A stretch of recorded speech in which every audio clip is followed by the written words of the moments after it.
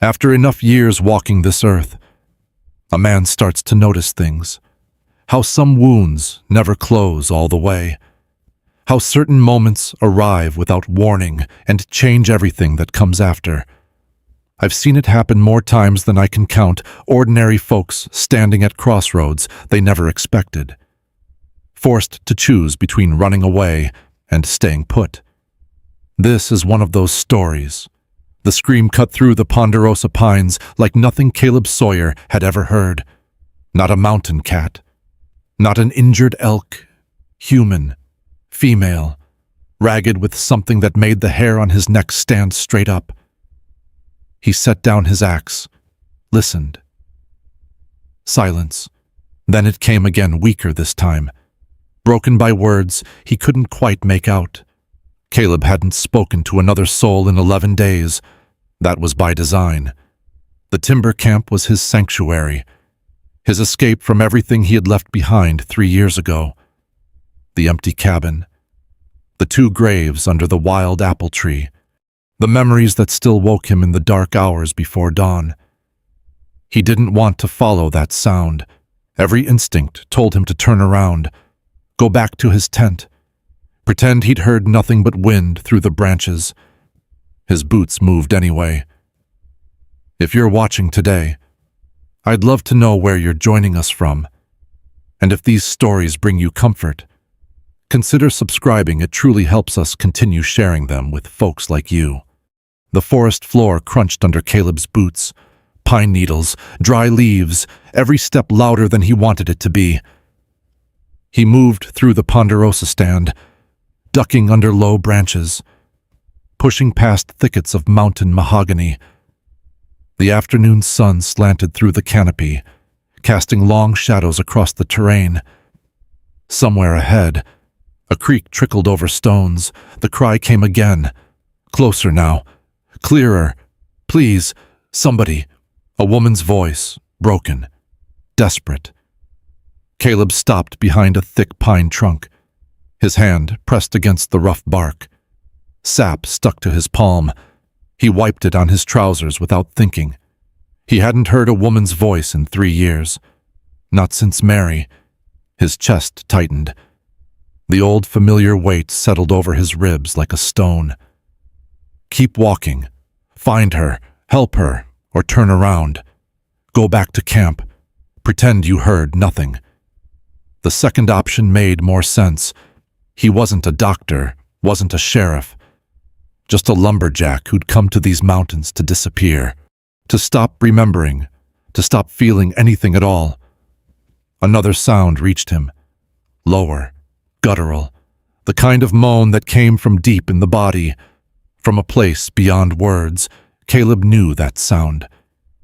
He'd heard it once before, through the walls of the cabin on the Bitterroot River. Mary's voice, calling for him while he was still 2 miles away, haggling over salt at the general store. His hands trembled. He pressed them against his thighs. Move! He pushed off from the tree and walked faster. The moans guided him like a terrible compass, through a stand of aspens, past a boulder split down the middle, over a dry creek bed. Then he saw it, a wagon, tilted at a wrong angle, one wheel shattered, the axle snapped clean, canvas cover torn, belongings scattered across the grass clothes, books, a wooden box spilling thread and needles, no horse, no driver. The moaning came from behind the wreckage. Caleb circled around the broken wagon. His boots crunched on shattered glass from a lantern. The smell hit him sweat, blood, something else he couldn't name. Behind the wagon wheel, propped against a makeshift shelter of canvas and branches, a woman sat with her knees drawn up. Her dress was soaked through, her face white as birch bark, and her belly round, tight, contracting even as he watched. Caleb stood frozen, his boots rooted to the ground, as if someone had nailed them there. The woman looked up. Her eyes found his, blue-gray, like storm clouds over the Bitterroot. wet with tears, wide with something beyond fear. "Please," she whispered, "don't leave me." Caleb's throat closed. No air came in. No words came out. Her hand reached toward him, trembling. The copper wedding band on her finger caught the fading sunlight. "He left me here." Her voice cracked. "The guide. He took his horse and left 3 days ago, said he'd come back with help." A sob broke through. "He's not coming back." 3 days. Caleb looked at the scattered belongings, the broken wagon, the makeshift shelter she'd built from canvas and branches. This woman had been alone for 3 days, waiting for a baby to come. His legs felt like wood. His chest felt like stone. Move. Do something. Help her. But his body wouldn't obey. The old memory crashed over him like a wave Mary on the bed, calling his name, the blood spreading across the white sheets, the silence that followed, the terrible silence that had swallowed everything. "I can't," he heard himself say. The words came out rough, broken. "I'm not a doctor. I don't know how to—" A contraction seized her. Her whole body curled inward. A moan escaped her lips, deep and primal, the sound of muscles working against her will. Her fingers dug into the buffalo robe beneath her. Caleb watched her belly tighten under the wet fabric of her dress, watched her face contort, watched her teeth clamp down on her lower lip until a thin line of blood appeared. Just like Mary, exactly like Mary. The contraction passed. The woman slumped back against the wagon wheel, breathing hard. Sweat dripped from her temples into her hair. "The baby's coming," she gasped. "I can feel it pressing down. It's been pressing all day." Caleb took a step backward. His heel caught on a broken piece of wagon tongue. He stumbled, but didn't fall. "Run? Run now. You can't do this. You couldn't save Mary, and you can't save this woman either. Please." Her voice again, thin as thread. "I don't want to die alone out here. I don't want my baby to die." He should have kept walking, should have turned around and headed back to his timber camp and buried himself in work until this moment had faded like all the others. But something held him there. Her eyes, the way they looked at him, not with hope exactly, but with the desperate determination of someone who had already accepted she might not survive this. She wasn't begging him to save her. She was begging him not to let her face it alone. Caleb's hands shook. He pressed them against his thighs to stop the trembling. "What's your name?" The question came out before he could stop it. "Hannah." She swallowed hard. "Hannah Mercer." How long since the pain started? This morning, when the sun came up? Nearly 12 hours. Caleb remembered what his grandmother had told him years ago, back in Tennessee. First babies took their time, sometimes a whole day, sometimes longer. But once they decided to come, they came fast. "And your husband?" Hannah's jaw tightened. "Fever. 6 months ago. His brother said I belonged to the family now, said I owed them a wife." She met his eyes. "I took Thomas's money and ran." Caleb stood still. The words settled into him. A widow, alone, fleeing from men who thought they owned her, carrying a dead man's child through the Montana wilderness. Another contraction hit. Hannah gripped the edge of the wagon wheel, her knuckles turning white. The moan that escaped her was longer this time, deeper. When it passed, she looked up at him, tears streaked through the dirt on her face. "I know you want to leave," she said quietly. "I can see it in your eyes. Something happened to you. Something bad." She paused, catching her breath. "But I'm asking you anyway. Please, stay until it's over, one way or another." Caleb's chest felt like it might crack open. He looked at this woman, young, terrified, stronger than anyone had a right to be, and he saw Mary. Not her face, not her features, but the same look, the same fierce refusal to give up. He couldn't save Mary. He wasn't there when she needed him. But he was here now. Caleb pulled off his heavy flannel overshirt. He wore a wool undershirt beneath, enough to keep him warm through the cool evening. He knelt down and laid the flannel over Hannah's legs. "I'm not a doctor," he said again. "I don't know much about birthing babies. But you'll stay." He nodded once, short, sharp. "I'll stay." Hannah closed her eyes. A single tear rolled down her cheek and disappeared into her hair. Caleb looked around the campsite. He needed supplies, water, clean cloth, something to cut the cord when the time came. His eyes scanned the scattered belongings, trunks burst open. Clothes strewn across the grass, a shattered lantern, books with broken spines. "There's a creek 50 yards west," Hannah said, as if reading his thoughts. "And linens in the blue trunk. Clean ones. I saved them for—" She stopped. "For after." Caleb stood. His legs felt steadier now. Having something to do helped. "I'll get water first. Build a fire before dark." He paused at the edge of the campsite and looked back at her. "Don't go anywhere." A ghost of a smile crossed her lips. "I don't think that's likely." He headed toward the creek. The sound of running water reached his ears before he saw it, a thin stream cutting through rocks and fallen branches. He knelt on the bank and cupped water in his hands. Cold, clean. He splashed it on his face. His reflection stared back at him from the still pool at the edge of the current.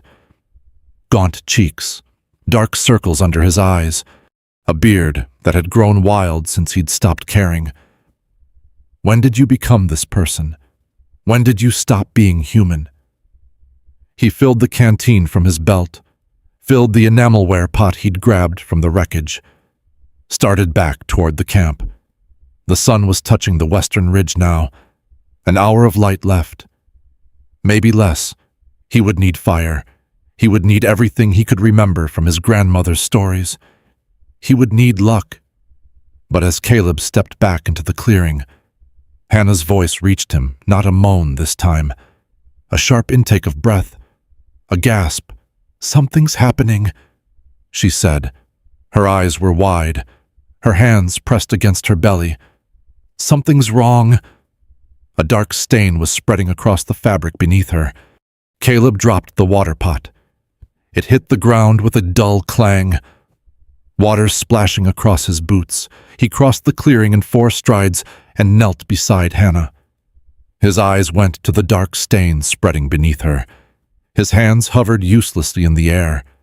"Let me see," he said. Hannah shifted, wincing. The fabric of her dress clung to her legs. Caleb looked closer. The stain wasn't red. It was clear, tinged with pink.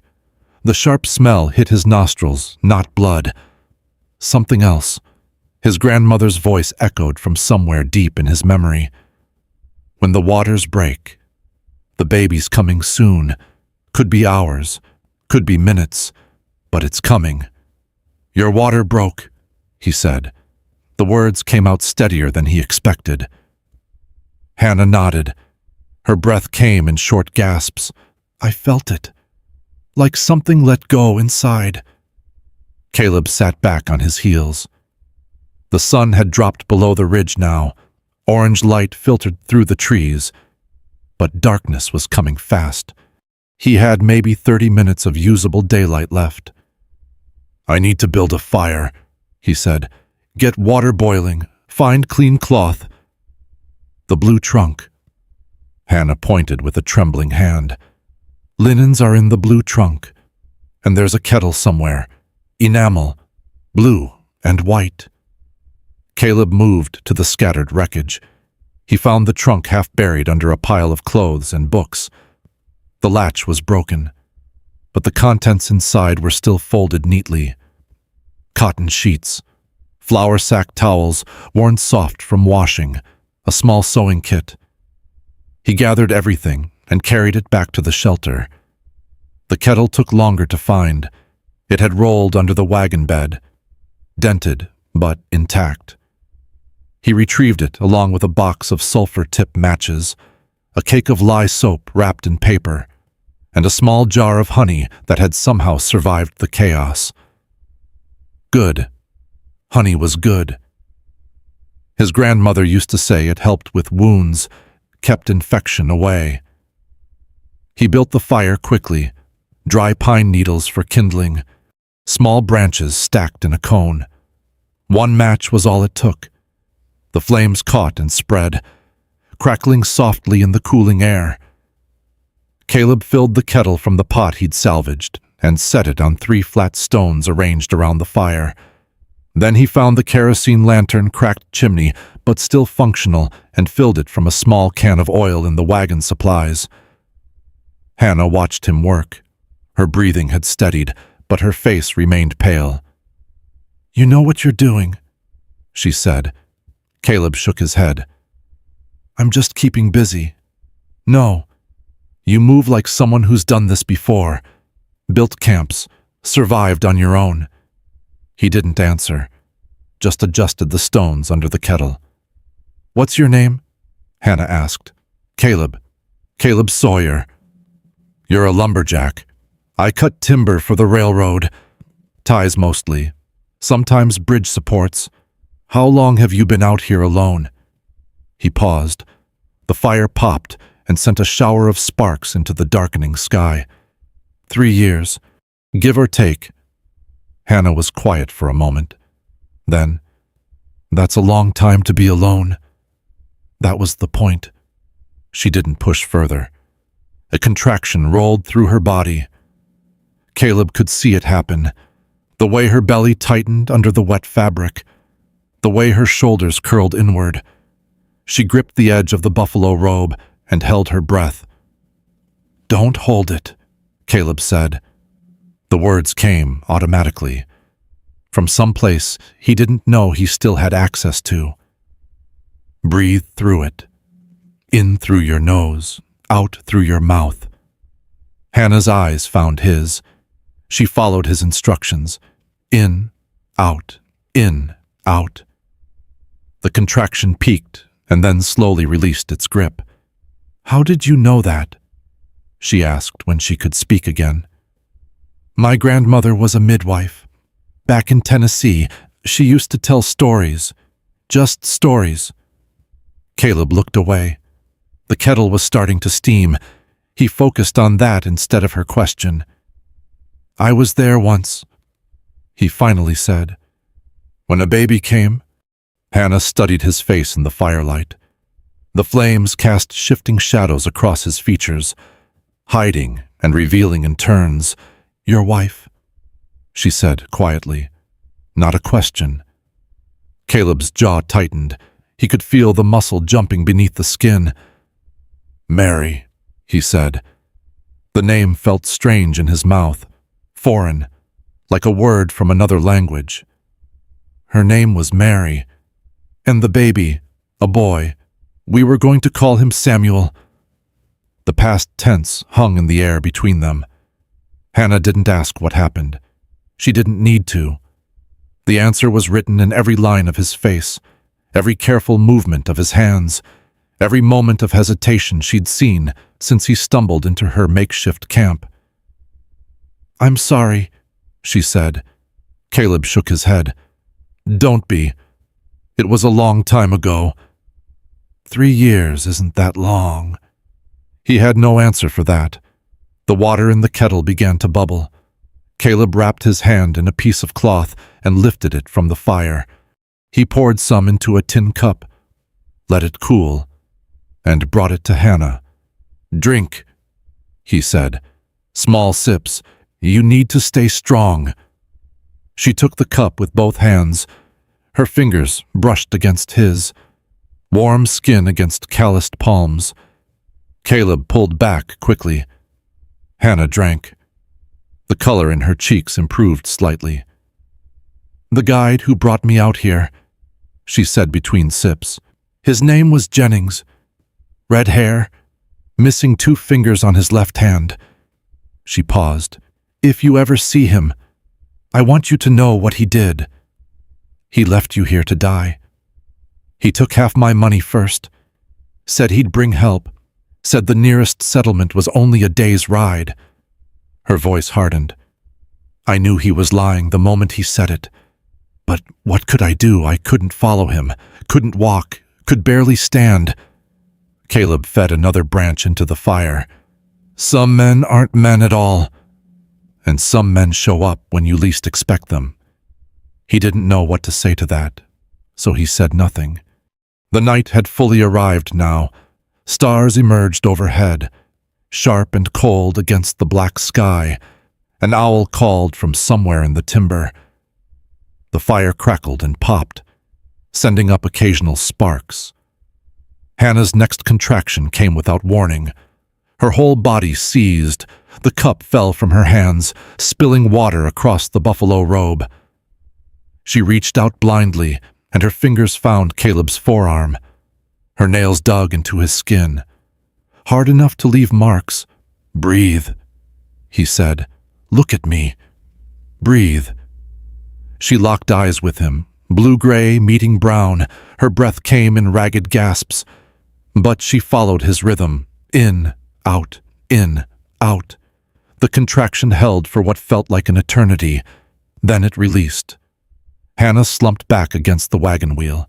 Sweat beaded on her forehead and ran down her temples. Her grip on his arm loosened, but didn't let go entirely. "You've done this before," she said between breaths. "Talked someone through it." And Caleb felt the words lodge in his chest like splinters. "Once," he said. "What happened?" He looked into the fire, watched the flames dance and twist. "I wasn't there when it mattered," he said quietly. "I was in town, buying supplies. When I got back—" He couldn't finish. The sentence just stopped, like a road that ended at a cliff. Hannah's hand moved from his forearm to his wrist. Her fingers wrapped around the place where his pulse beat. "You're here now," she said. Caleb looked at her, at this woman he'd known for less than an hour, at the life growing inside her, fighting to emerge into a world that had already shown itself to be cruel and indifferent. "Yes," he said, "I'm here now." Another contraction began to build. He could see it coming in the tension of her face, the tightening of her grip, but this time, when Hannah's eyes searched for his, he didn't look away. The contractions came closer together now. Every 10 minutes, then every 8, then every 6. Caleb kept the fire burning. He boiled more water. He tore the clean cotton sheets into smaller pieces and stacked them within arm's reach. He did everything he could think of, because doing something was better than sitting still with his thoughts. Hannah rode each wave of pain with her eyes locked on his. She followed his breathing instructions without being told now. In through the nose, out through the mouth, slow and steady, even when her body wanted to fight against it. Between contractions, she rested. Her head fell back against the wagon wheel. Her eyes closed. But she never slept. The pain wouldn't let her. "Talk to me," she said during one of these quiet moments. Caleb looked up from the fire. "About what?" "Anything. Everything." She shifted her weight, trying to find a position that hurt less.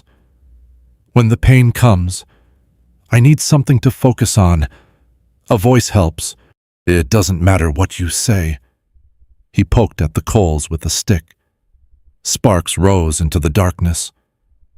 "I'm not much of a talker." "I noticed." A faint smile crossed her lips. "But you're all I've got out here. Mr. Sawyer. So you'll have to do. The formality of his name sounded strange coming from her, too distant for what they were sharing in this makeshift camp. Just Caleb, he said. All right, just Caleb. She adjusted the buffalo robe beneath her. Tell me about Tennessee, where you're from. He considered refusing, but the night stretched ahead of them, long and uncertain, and she was right.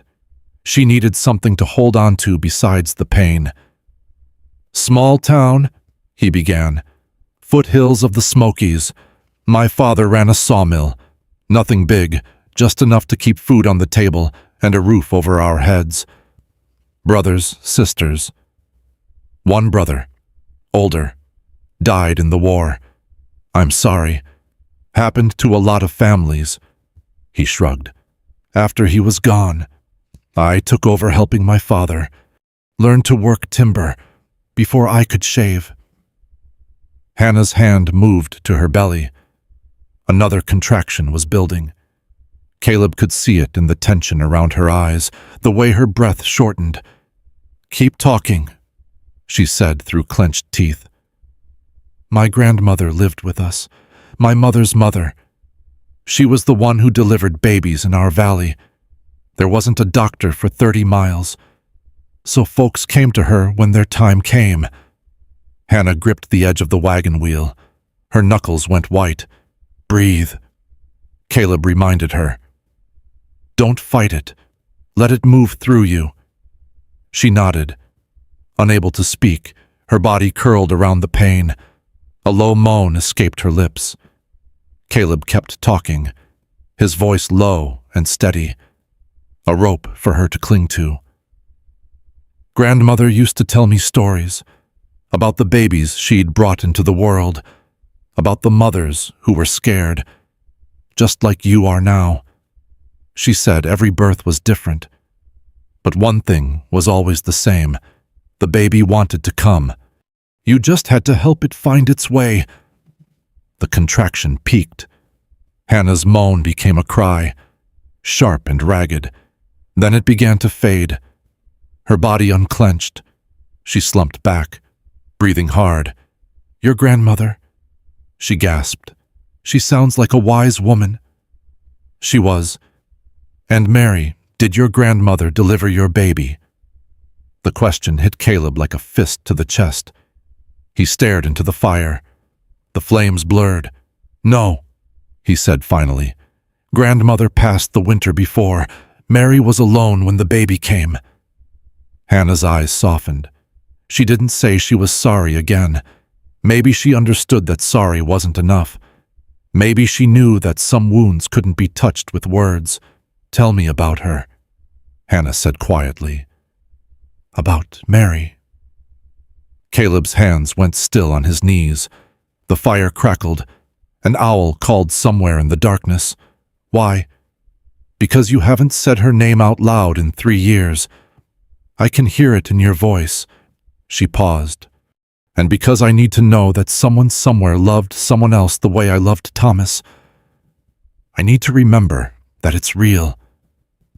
He looked at this woman, exhausted, terrified, fighting to bring a new life into a world that had already taken so much from her. She wasn't asking out of curiosity. She was asking because she needed hope. Mary, he said. The name came easier this time.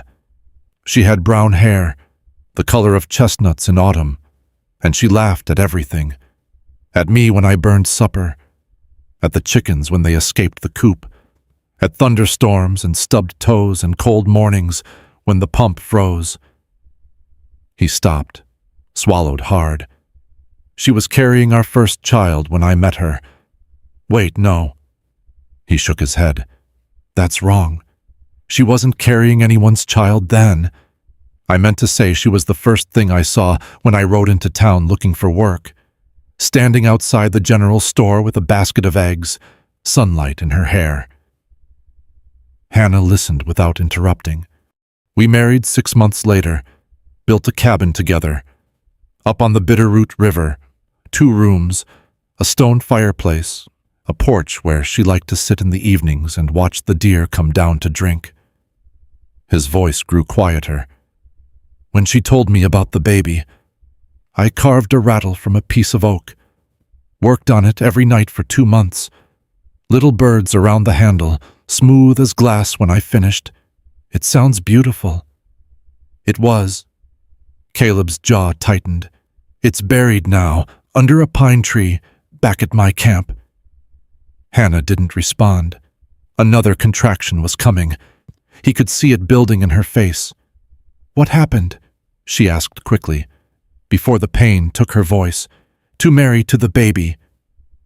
Caleb stood up. He walked to the edge of the firelight and stared out into the blackness of the forest. I wasn't there. The words came out flat. Dead. I went to town for supplies. Salt, flour, medicine for the birth. She said she had time. Said I should go. He paused. I believed her. Behind him, Hannah moaned as the contraction hit. When I came back, the cabin door was open. The fire was cold. His hands curled into fists at his sides. I found them in the bedroom, both of them, already gone.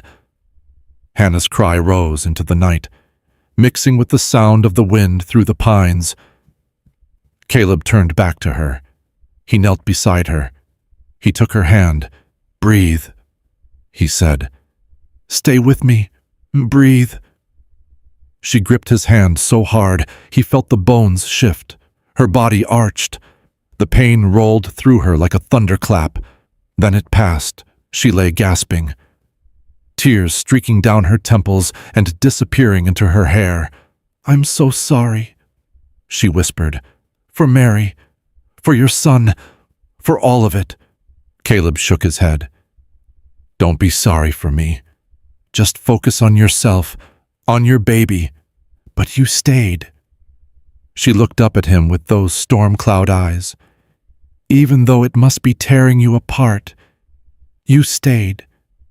He had no answer for that. No way to explain that staying was the only choice he could live with. That walking away would have destroyed whatever was left of him. So he said nothing, just held her hand as the next contraction began to build. This one came faster than the others, stronger. Hannah's whole body tensed. Something's different, she said, panic creeping into her voice.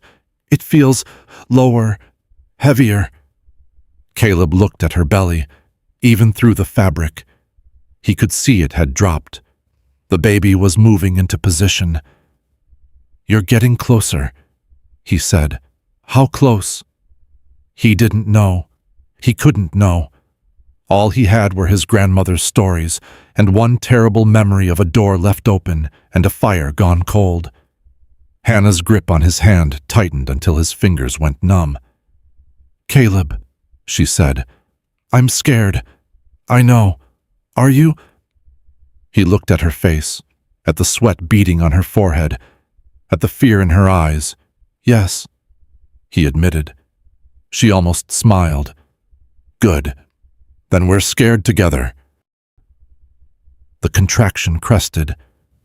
Hannah screamed. The sound tore through the quiet forest, sending birds exploding from the branches above.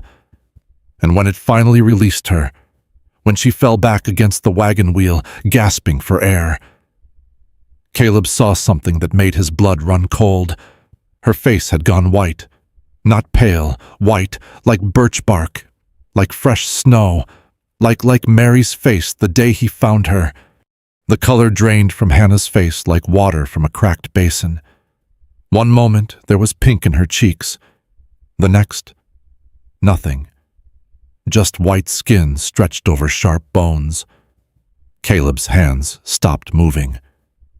The cloth he'd been holding slipped from his fingers and landed in the dirt. Brown hair spread across a white pillow, eyes closed, lips slightly parted. No breath, no movement, just stillness. The cabin door stood open. Sunlight poured through, illuminating dust motes floating in the air, The fire had burned down to cold ash. A pot of water sat untouched on the iron hook. Everything exactly as he'd left it that morning when he'd kissed Mary's forehead and told her he'd be back before noon. He walked toward the bedroom. His boots echoed on the pine planks, each step louder than the last, each step bringing him closer to something he already knew but couldn't accept. The door was ajar. He pushed it open with one hand.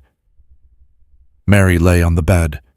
The white sheets beneath her had turned crimson. Her nightgown was soaked through. Her hand hung over the edge of the mattress, fingers curled toward the floor as if reaching for something she couldn't grasp, and beside her, wrapped in the blanket she'd sewn from scraps of calico and cotton, a tiny form, still, silent.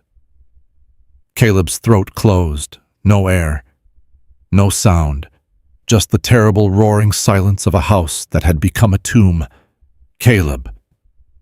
The voice cut through the memory like a blade. He blinked.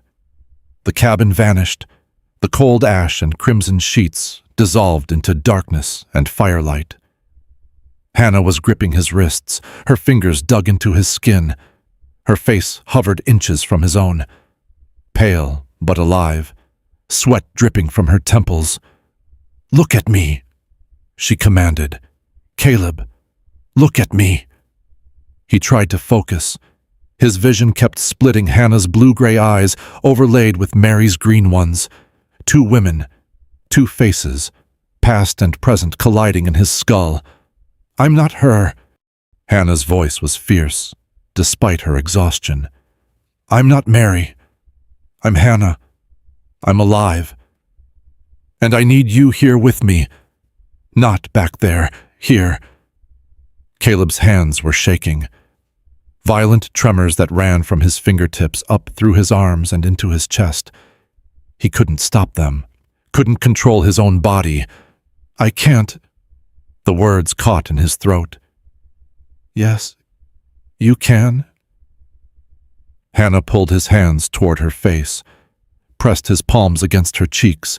Her skin was hot, feverish, but alive. Undeniably, unmistakably alive. "Feel that. Feel my heartbeat in my face. I'm here. I'm real. And my baby is coming, whether you're ready or not." The warmth of her skin seeped into his frozen fingers.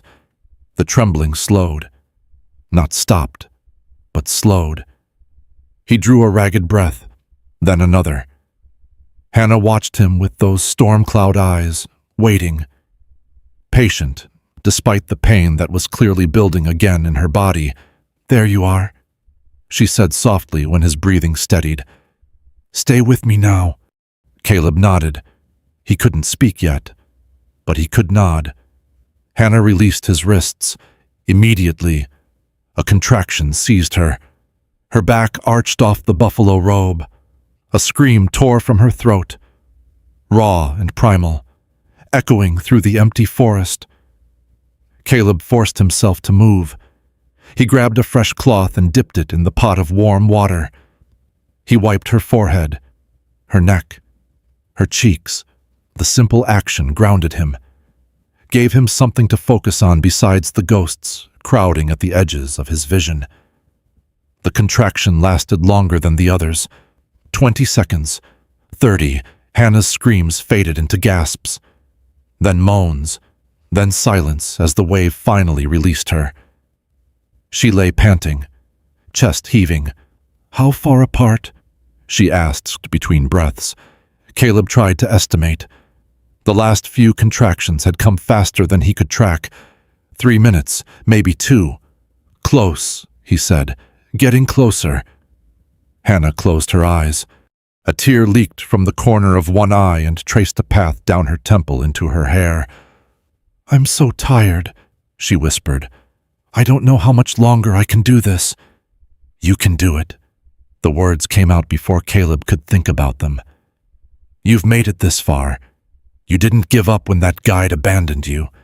You didn't give up when your wagon broke. You're not going to give up now." She opened her eyes and looked at him. "Neither did you," she said quietly. "You came back, from wherever you went just now, that cabin in your head. You came back." Caleb didn't know what to say. She was right. For a moment, maybe several moments, he had been completely gone, lost in the memory of that terrible morning, trapped in a past he couldn't change.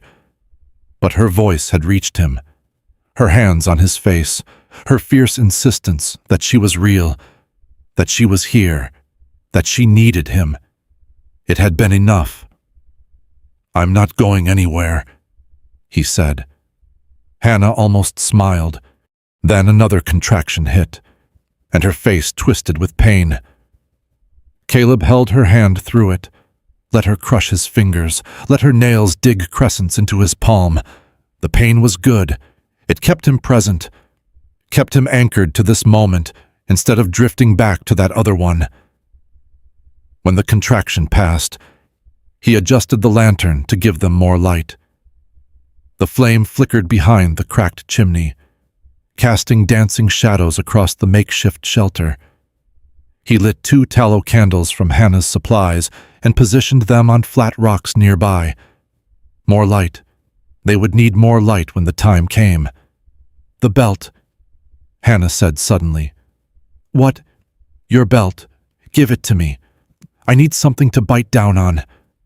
Caleb unbuckled his leather belt and folded it in half. He held it out to her. Hannah took it and placed the doubled leather between her teeth. Just in time. The next contraction came without warning. Hannah's body convulsed. Her teeth clamped down on the leather so hard he could hear the creak of it. A muffled scream vibrated through the belt. Caleb watched her belly tighten beneath the soaked fabric of her dress, the muscles working, the baby pressing down. His grandmother's voice floated up from memory. "When the pains come close together and hard, the baby's almost ready. Watch for crowning. That's when you'll see the top of the head." He wasn't ready for this. He didn't know enough. What if something went wrong? What if the baby was turned the wrong way? What if stop? He forced the panic down, one thing at a time, one moment at a time. The contraction released. Hannah spat out the belt and gulped air. "I felt something," she gasped. "Something shifted. Lower." Caleb nodded. "The baby's moving into position." "How do you know?" "I don't. Not for certain." He met her eyes honestly.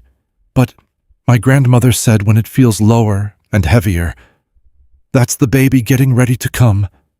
Hannah laughed. The sound was weak and slightly hysterical, but it was still a laugh. "Your grandmother is doing a lot of work tonight for a woman who's been gone for years." Despite everything, Caleb felt his mouth twitch. Not quite a smile, but close. She always did like being useful. Another contraction began to build. Hannah reached for his hand. He gave it to her without hesitation. "Caleb," she said as the pain mounted, "if something happens to me, nothing's going to happen to you. If something happens," she repeated firmly, "you save the baby. Promise me." He looked at her face, pale, determined, the face of a woman who had already accepted she might not survive this night. "Promise me," she said again. "I promise." The contraction crested. Hannah screamed around the leather belt.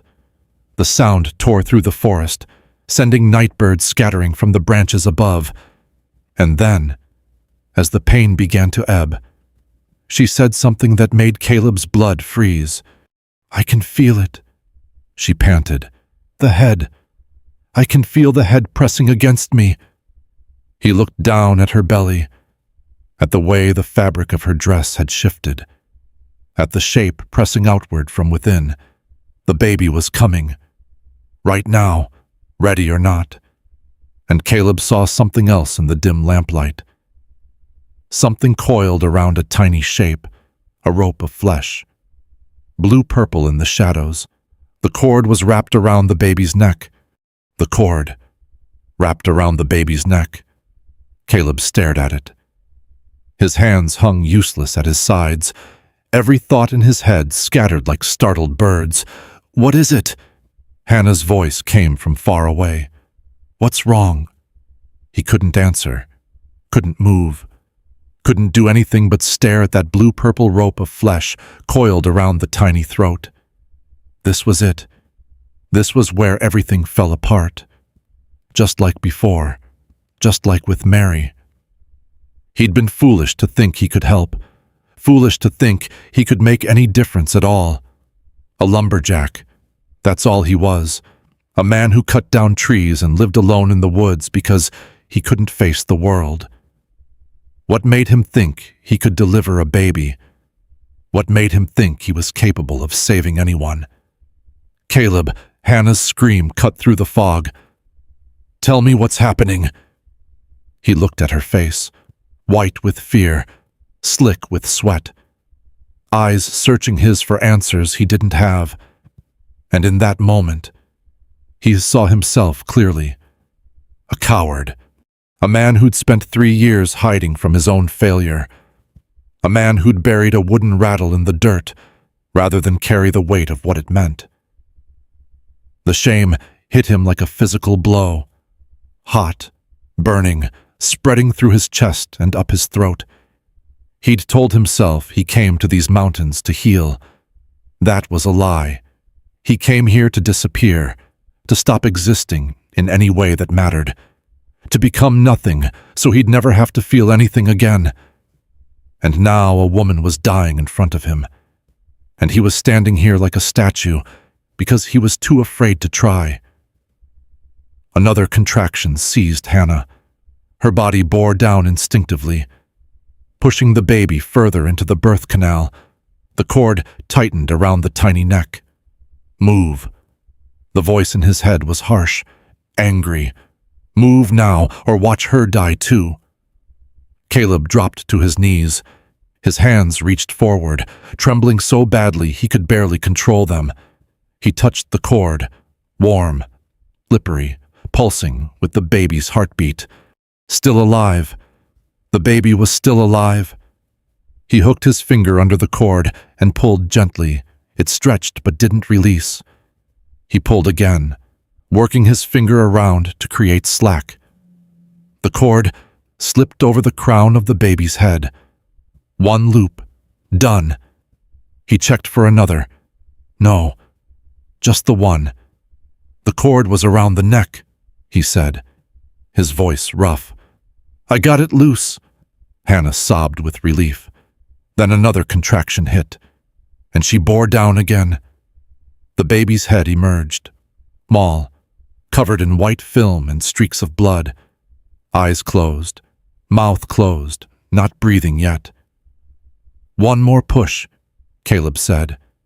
"When the next one comes, push as hard as you can." Hannah nodded. Tears streamed down her face. Her hands gripped the wagon wheel behind her. The contraction came.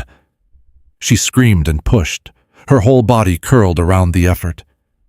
The baby slid out into Caleb's waiting hands, a girl, tiny, silent, covered in blood and fluid. Her skin was purple-gray, her limbs hung limp. She wasn't crying. She wasn't breathing. No, not again, not this. Caleb turned the baby over. He cleared her mouth with his finger, scooping out mucus and fluid. He rubbed her back. Nothing. He turned her face down over his forearm and tapped her back. 1, 2, 3 sharp pats between the shoulder blades. Nothing. The shame that had burned through him moments ago transformed into something else. Rage. Pure, white-hot rage at himself, at the universe, at whatever cruel force kept putting him in these moments, only to watch him fail. He tapped harder.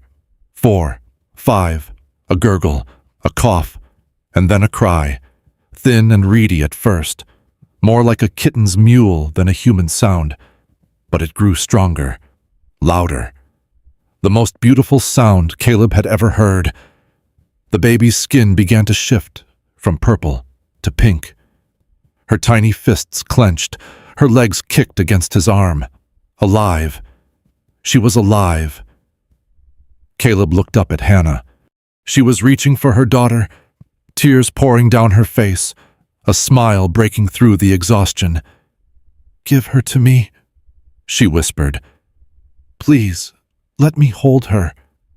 He grabbed the knife he'd sterilized in the flame earlier, cut the cord, tied it off with cotton string. Then he wrapped the baby in his flannel shirt, the only clean thing left, and placed her on Hannah's chest. Hannah's arms folded around her daughter. She pressed her lips to the tiny head. Her whole body shook with sobs. "She's beautiful," she breathed. "She's so beautiful." Caleb sat back on his heels. His hands were covered in blood and fluid. His arms trembled with exhaustion, but he'd done it. They'd done it. The baby was alive and crying, and Hannah's smile faltered. Her face went pale, paler than before. Her eyes rolled back in her head. "Hannah." She didn't respond.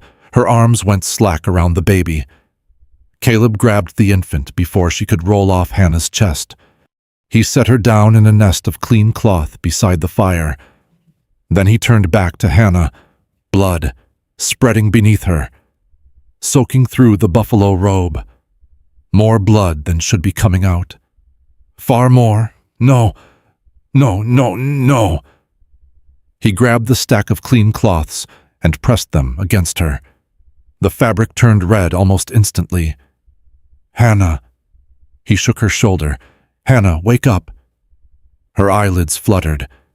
Her lips moved, but no sound came out. The bleeding wasn't stopping.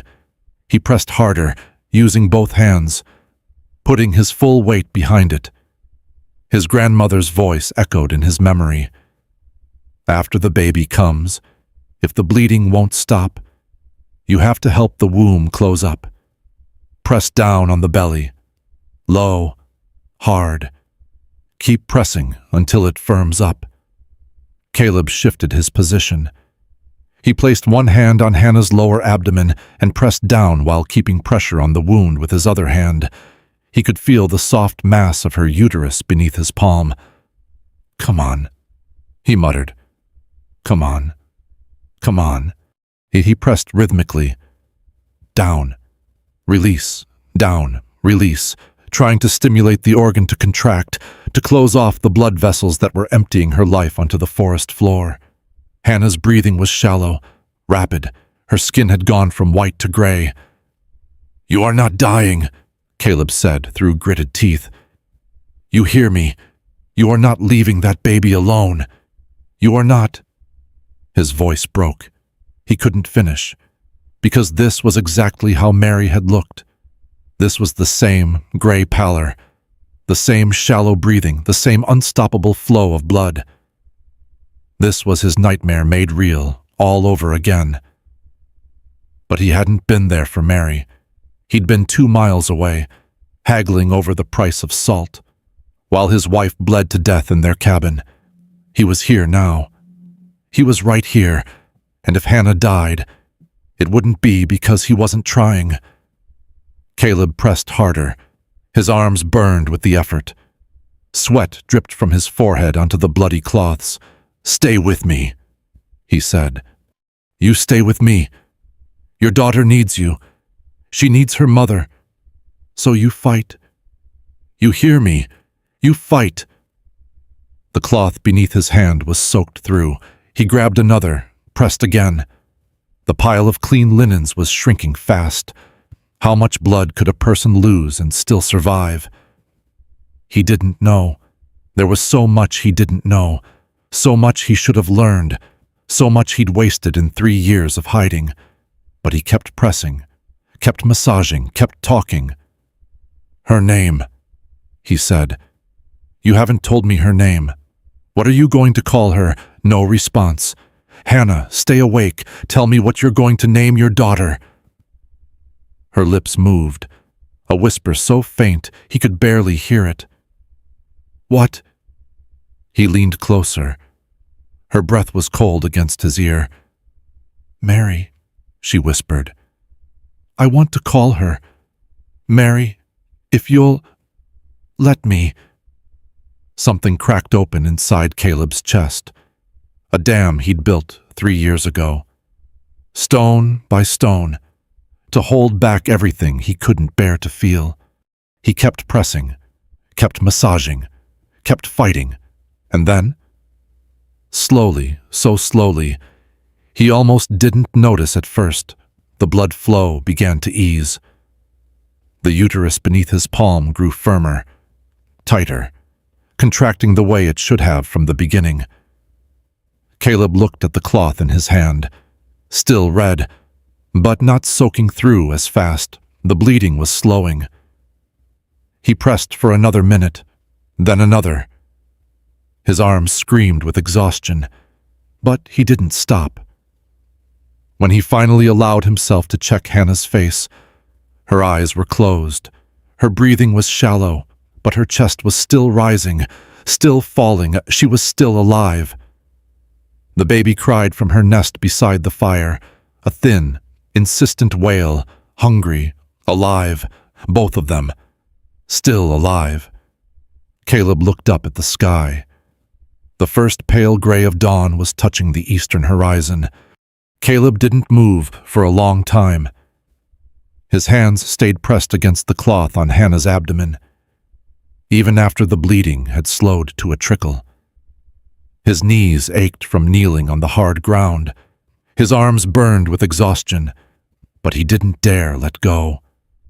The fire had died down to embers. He should add more wood, should keep the warmth going through the cold hours before dawn, but that would mean releasing the pressure, and he couldn't bring himself to do that. Not yet. The baby fussed in her nest of cloth beside him. Small whimpering sounds that rose and fell with each breath. Hungry. She was hungry. But he couldn't help her and keep Hannah alive at the same time. One thing at a time. One moment at a time. The stars wheeled overhead. Orion climbed higher in the western sky. An owl called from somewhere in the timber, and another answered from the ridge above. Hannah's breathing was shallow but steady. Her face remained pale, but the terrible gray tinge had faded. When Caleb finally allowed himself to lift the cloth and check, the bleeding had stopped. The uterus beneath his palm felt firm, contracted, the way it should be. He sat back on his heels and let out a breath he felt like he'd been holding for hours. The baby's cries grew louder, more insistent. Caleb looked at the tiny form wrapped in his flannel shirt. Her face was red with frustration. Her fists waved in the air. "All right," he said quietly. "All right, I hear you." He shifted Hannah's body carefully, propping her on her side with rolled blankets behind her back. Then he picked up the baby so light, so impossibly small, and placed her against Hannah's chest. "Hannah!" He touched her shoulder. "Hannah, wake up. Your daughter needs to eat." Her eyelids fluttered. Her lips moved. "The baby," he said. "She's hungry. You need to feed her." Hannah's eyes opened, unfocused at first, then slowly clearing. She looked down at the infant pressed against her chest. A weak smile crossed her face. "Help me," she whispered. Caleb had watched his grandmother do this dozens of times. He knew the mechanics, even if the intimacy of the moment made his face burn. He helped Hannah shift her clothing, positioned the baby's head, and watched as instinct took over. The tiny mouth found its target. The crying stopped, replaced by soft suckling sounds. Hannah exhaled. Her eyes drifted closed again. "Stay awake," Caleb said. "You lost a lot of blood. I need you to stay conscious." "I'm tired," I know, but you can sleep later.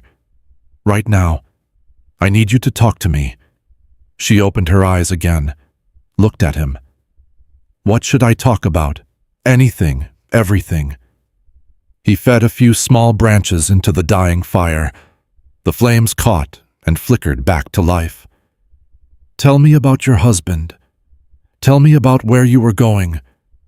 Tell me what you're going to do when you get there. Hannah's hand moved to rest on her daughter's back. The baby continued nursing, her tiny fingers curling and uncurling against her mother's skin. Thomas was a good man, Hannah said. Her voice was thin but steady. He worked in a mill, saved every penny so we could buy land in Oregon, start fresh, somewhere nobody knew us. Why did you need somewhere nobody knew you? She was quiet for a moment. The fire crackled. His family didn't approve of me. I was a school teacher's daughter from back east. No money, no connections. They thought he could do better. She paused.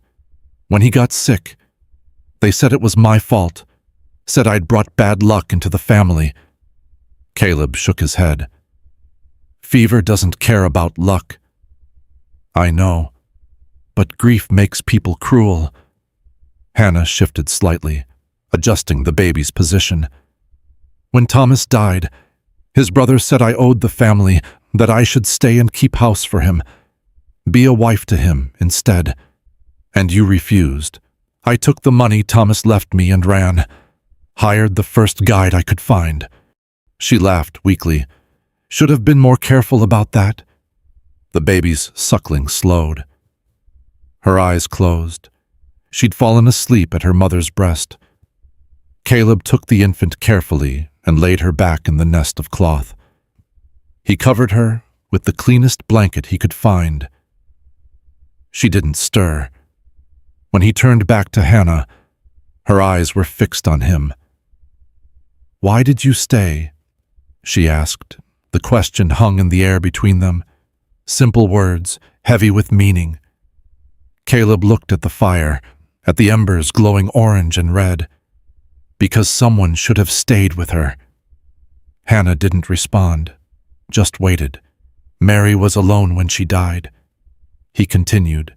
His voice came out rough, like sandpaper over wood.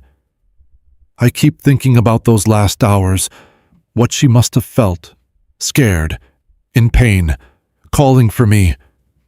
He swallowed hard. And I wasn't there. I was miles away, arguing with a shopkeeper over the price of salt. You couldn't have known. No, but I could have been there anyway. Could have stayed home. Could have sent someone else to town. He shook his head. I'll never know if I could have saved her.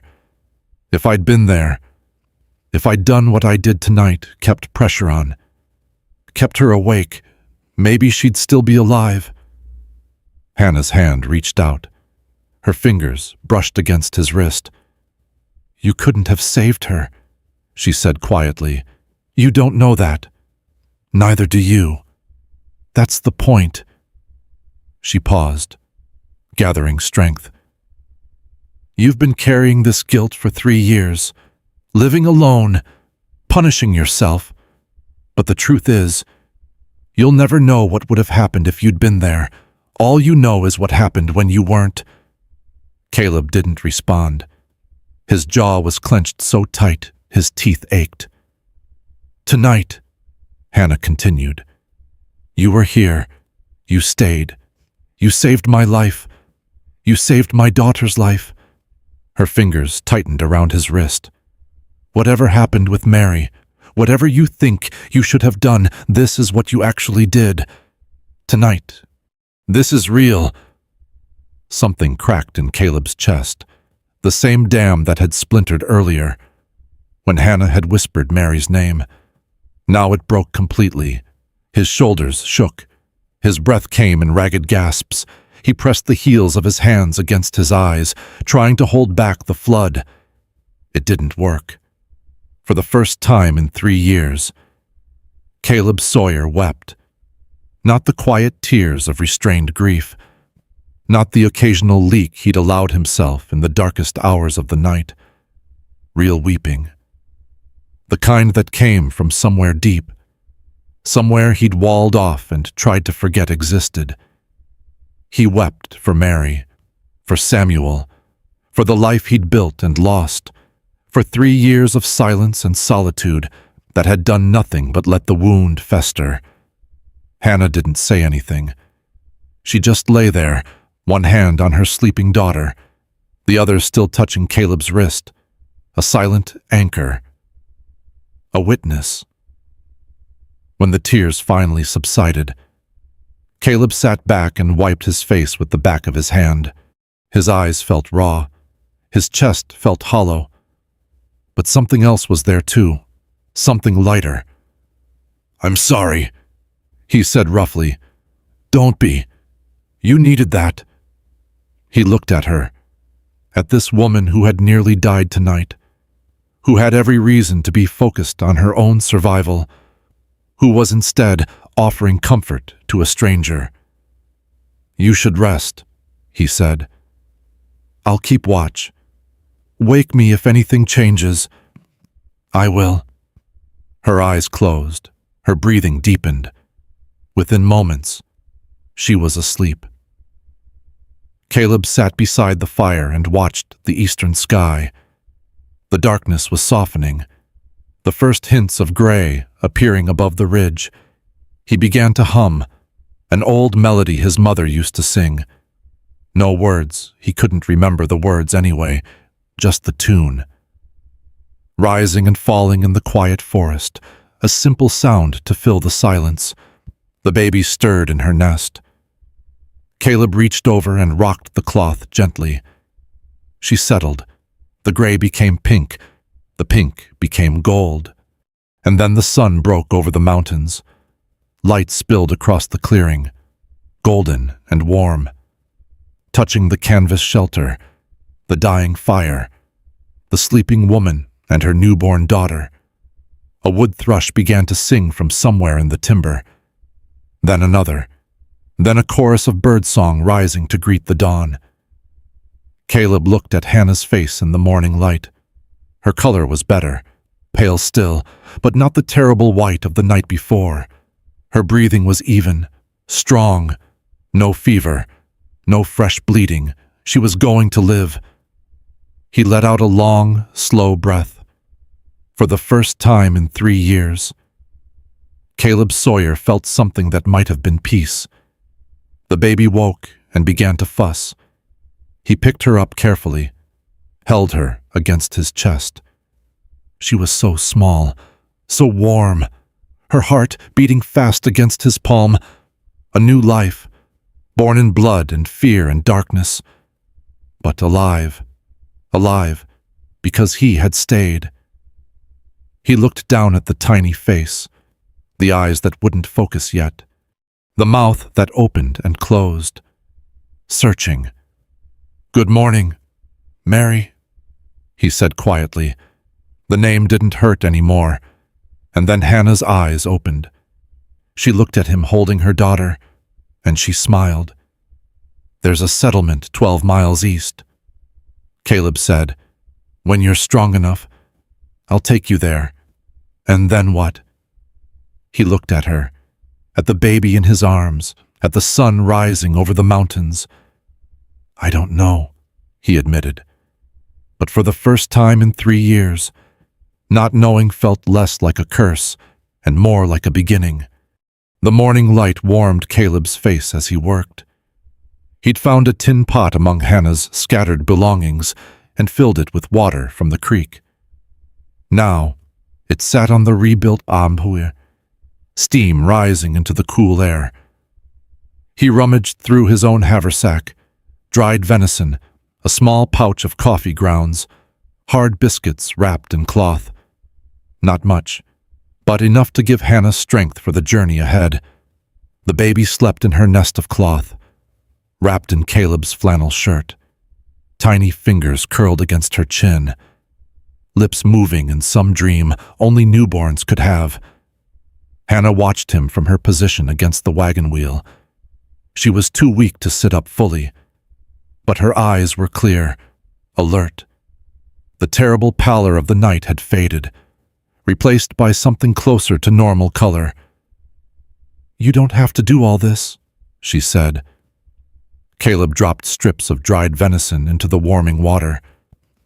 "You need to eat, need to get your strength back."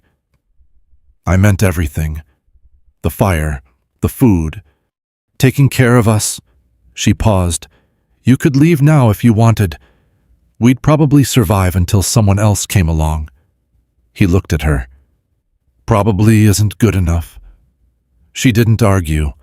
The venison softened in the hot water, releasing its flavor into a simple broth. Caleb poured some into a tin cup and brought it to Hannah. She took it with both hands, sipping slowly. "It's good," she said. "It's just meat and water. Best thing I've tasted in days." He made coffee next, black and strong, the way his father used to drink it. The smell filled the clearing, mixing with wood smoke and pine. He poured a cup for himself and sat on a flat rock near the fire. For a while, neither of them spoke. The forest came alive around them, birds calling, squirrels chattering, a deer stepping delicately through the underbrush on the far side of the creek. The world continuing on, indifferent to the drama that had unfolded in this small clearing. 12 miles, Hannah said finally.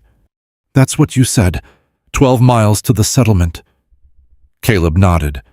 "There's a town called Elkhorn, small, but they've got a doctor, a church, folks who might help you get settled. And you're going to carry us there, build a travois, drag you behind me like cargo." He almost smiled. "It won't be comfortable, but it'll get you there." Hannah was quiet for a moment. Then, "What about your Campier work?" "The trees will still be there when I get back." "That's not what I meant." She met his eyes. "After you take us to Elkhorn, what then?" Caleb stared into his coffee. The dark liquid reflected the morning ski. "I go back to cutting timber. Same as before. Alone. That's how I work." Hannah shifted slightly, wincing at the movement. "You spent all night saving 2 lives. You wept in front of a stranger. You spoke your wife's name for the first time in 3 years." She paused. "And now you're just going to go back to being alone." The question hung between them. Caleb didn't have an answer. Or maybe he did, but it wasn't the one she wanted to hear. "I don't know how to be around people anymore," he said finally. "It's been too long. I've forgotten how to be part of things." "You seemed to remember well enough last night." He shook his head. "Last night was different. Last night was survival. This is..." He gestured vaguely at the world around them. "This is everything else." Hannah finished her broth and set the cup aside. She looked at her daughter, still sleeping peacefully. "You saved her life," she said quietly. "You saved my life. You think that doesn't make you part of something?" Caleb didn't respond. "I'm not asking you to marry me, Mr. Sawyer. I'm not asking you to move into town and become a shopkeeper." She met his eyes. "I'm just asking if you'll visit. Once in a while, so my daughter can know the man who brought her into this world." The baby stirred. Her eyes opened that unfocused newborn gaze that couldn't fix on anything yet. Her mouth opened and closed. Her tiny hands waved in the air. Caleb reached down and touched her palm with his finger, instinctively. Her fingers wrapped around his, 5 perfect nails, 10 perfect fingers, gripping with surprising strength. Something shifted in his chest. A door opening that he'd kept locked for 3 years. "I'll think about it," he said. Hannah smiled. It was enough. For now, it was enough. Caleb stood and surveyed the area around the campsite. He needed 2 long poles straight, strong, at least 8 feet each, crossbars to connect them, the buffalo robe to create a bed. He found what he needed among the fallen branches at the edge of the clearing. 2 young pines that had come down in some recent storm, their trunks straight and smooth. He dragged them back to camp and stripped the remaining branches with his knife. The travois took shape over the next hour, 2 poles forming a V, with the narrow end meant to be pulled and the wide end dragging behind. Crossbars lashed in place with rope from the wagon supplies. The buffalo robe stretched across to create a platform for Hannah and the baby. It wasn't elegant, but it would work. When everything was ready, Caleb helped Hannah onto the travois. She was still too weak to walk more than a few steps, and even the small movement left her pale and breathing hard. He positioned the baby in her arms, wrapped both of them in blankets, and secured the bundle with the rope so they wouldn't slip during the journey. "Wait," he said suddenly. Hannah looked at him. "What is it?" "There's something I need to do first. I'll be right back." He walked into the forest, away from the clearing, away from the broken wagon and the dying fire and the woman and child who had changed everything. The path back to his timber camp was familiar, even after a night of chaos. His feet knew the way. Through the stand of aspens, past the split boulder, along the dry creek bed, his tent appeared through the trees, canvas walls, iron fire ring, the pile of timber he'd been working on before the scream had drawn him away. But he wasn't here for any of that. He walked to the old pine tree at the edge of camp, the one where he'd buried the rattle yesterday morning. Was it only yesterday? It felt like a lifetime ago. Caleb knelt and dug with his hands. The earth was soft, recently turned. His fingers found wood within seconds. He pulled the rattle free and held it up to the light. His grandmother's voice echoed in his memory. "Such fine work. Caleb. He'll love it. He had carved this for Samuel, for the son he would never know, for the life that had ended before it began. For 3 years. He'd kept it buried, hidden away like the grief he couldn't face, as if burying the rattle could bury the pain, but the pain had never gone away. It had just gone underground, rotting like a corpse in shallow earth. Caleb stood. He brushed the dirt from the rattle and slipped it into his pocket. It rested there against his hip, warm from his body heat. "I'll carry you with me now," he said quietly, "to Mary, to Samuel, to the life he'd lost and the man he used to be. No more hiding, no more running away." The wind stirred the branches overhead. Sunlight filtered through the pine needles. Caleb turned and walked back to the clearing. Hannah was watching for him when he emerged from the trees. Her eyes went to his pocket, to the slight bulge there. "Did you find what you were looking for?" she asked. "Yes." She didn't ask what it was. Maybe she understood. Maybe it didn't matter. Caleb picked up the poles of the travois. The weight settled across his shoulders. Not too heavy. He could do this. "Ready?" he asked. Hannah nodded. The baby slept against her chest. He began to walk, east, toward the rising sun, toward Elkhorn and the doctor and the church and all the people he'd spent 3 years avoiding. Behind him, the travois slid across the forest floor. Pine needles and fallen leaves crunched beneath the poles. Hannah hummed softly to her daughter, a lullaby Caleb didn't recognize. The rattle rested in his pocket, bumping gently against his thigh with each step. 12 miles to Elkhorn, 12 miles to a new beginning. Caleb walked into the morning light, and for the first time in 3 years, he didn't look back. Some stories leave us quiet afterward, not sad exactly, but tender. Like pressing on an old bruise, just to see if it still aches. This one may have touched something familiar a moment when you stood at a crossroads, unsure whether to stay or walk away. Many of us have carried losses we couldn't speak about. Some of us have buried things, not just in the ground, but in ourselves. Perhaps you know what it feels like to avoid a room, a name, a memory, because facing it seemed harder than living around it. And perhaps you also know what it feels like when something cracks open anyway. When life puts someone in your path who needs exactly what you've been hiding from. When staying becomes the only choice that makes sense, even though it terrifies you. These things don't need to be resolved tonight. The ache is allowed to rest where it is. The questions can remain unanswered. Not everything needs to be understood to be felt. Thank you for being here, for staying until the end. It means more than you know.